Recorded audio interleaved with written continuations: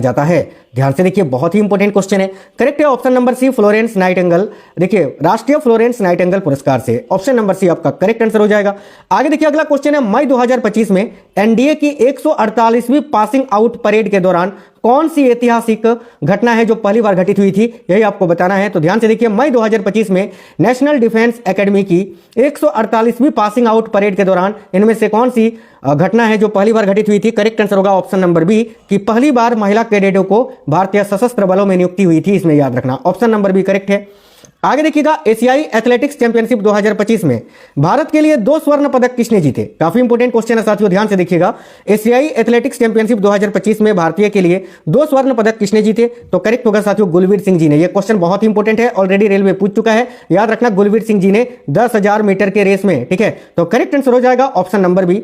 आगे देखिए, अगला क्वेश्चन है, कौन सा भारतीय राज्य, देखिए कौन सा भारतीय राज्य है जो राष्ट्रीय रूप से निर्धारित 95% यानी 95% पूर्ण साक्षरता के मानदंड को पार करने वाला दूसरा राज्य बन गया है। यानी साथियों, नव साक्षरता कार्यक्रम जो है ना, उल्लास के तहत दूसरा साक्षर राज्य, पूर्ण साक्षर राज्य किसको घोषित किया गया था, यही आपसे पूछा जा रहा है। करेक्ट आएगा साथियों गोवा। मैं आपको अब तक 5 ऐसे राज्य हैं जो नव साक्षरता कार्यक्रम उल्लास के तहत पूर्ण साक्षर राज्य बन चुके हैं। मैं 5 का नाम बता देता हूं, क्योंकि क्वेश्चन रेलवे इससे पूछ चुका है और पूछ भी रहा है। देखो, सबसे पहले मिजोरम, ठीक है, मिजोरम को पूर्ण राज्य का दर्जा मिला था। उसके बाद दूसरे नंबर पर गोवा को, तीसरे नंबर पर साथियों त्रिपुरा को, याद रखना त्रिपुरा को, चौथे नंबर पर आपका हिमाचल प्रदेश को, और 5वें नंबर पर लद्दाख को, लद्दाख, ठीक है। ये नंबरिंग नहीं, ऐसा आपको याद रखना है कि नव साक्षरता कार्यक्रम के तहत भारत का पहला पूर्ण साक्षर राज्य कौन सा बना, तो मिजोरम, दूसरा गोवा, तीसरा त्रिपुरा, चौथा हिमाचल प्रदेश और 5वां आपका लद्दाख। तो दूसरा पूछा था तो गोवा करेक्ट आंसर होगा। ऑप्शन नंबर बी इस क्वेश्चन के लिए करेक्ट आंसर हो जाएगा। आगे देखिए, 29 मई 2025 को गुमी दक्षिण कोरिया में आयोजित 26वीं एशियाई एथलेटिक्स चैंपियनशिप में अविनाश सावले ने किस स्पर्धा में स्वर्ण पदक जीता है। बहुत ही इंपॉर्टेंट क्वेश्चन है। करेक्ट है 3000 मीटर के स्टीपल चेज में। साथियों, क्वेश्चन बहुत इंपॉर्टेंट है, याद रखना। और इसका आयोजन कहां किया गया था, अगर आपसे पूछे कि 26वें एशियाई एथलेटिक्स चैंपियनशिप का आयोजन कहां हुआ था, दक्षिण कोरिया के गुमी में, याद रखना, जिसमें भारत ने कुल 24 पदक जीते थे भाई, ठीक है।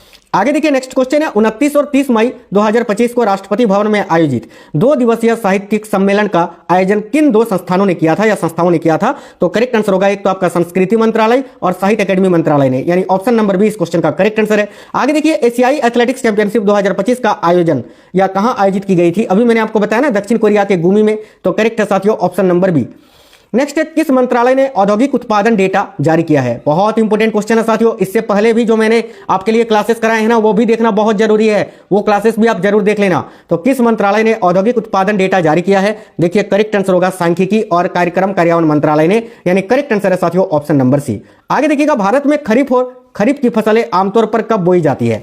याद रखिए, भारत में जो खरीफ की फसलें हैं ये आमतौर पर कब बोई जाती है, तो देखिए करेक्ट होगा जून जुलाई में। ऑप्शन नंबर सी करेक्ट है, जून जुलाई।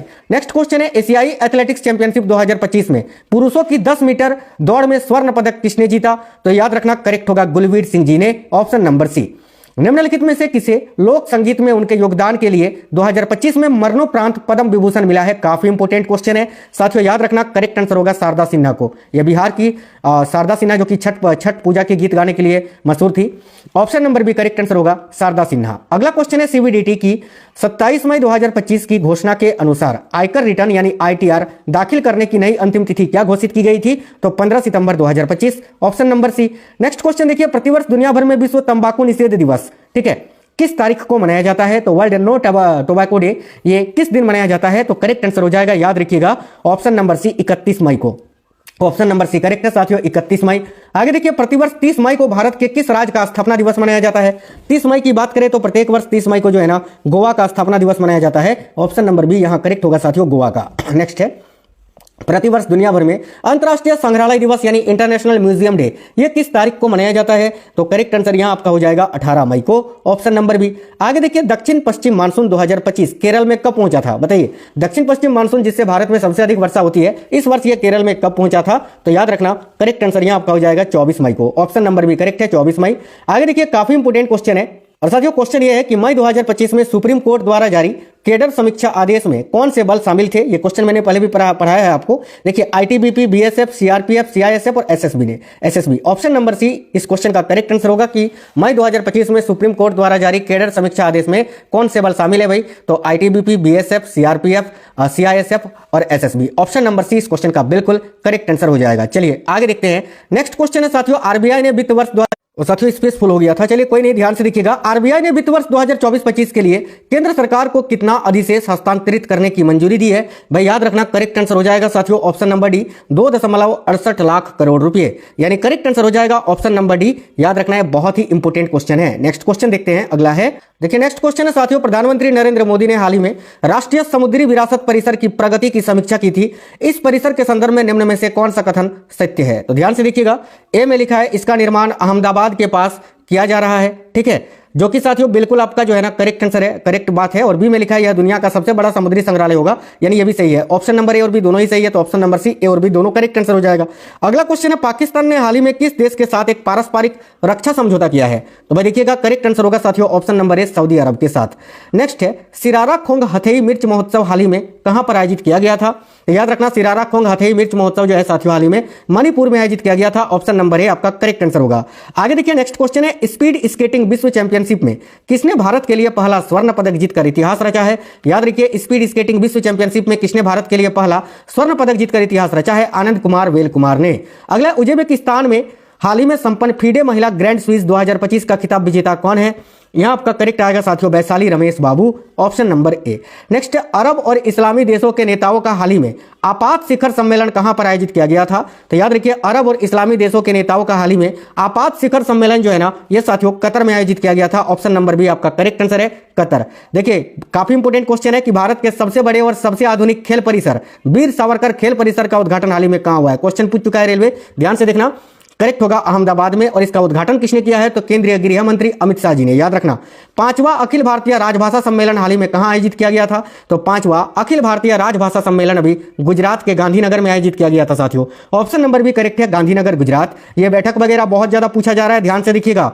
अंतर्राष्ट्रीय इलेक्ट्रॉनिकल आयोग की 89वीं आम बैठक का आयोजन हाल ही में कहां किया गया? करेक्ट है साथियों ऑप्शन नंबर ए, नई दिल्ली में। नई दिल्ली इस क्वेश्चन का करेक्ट आंसर है।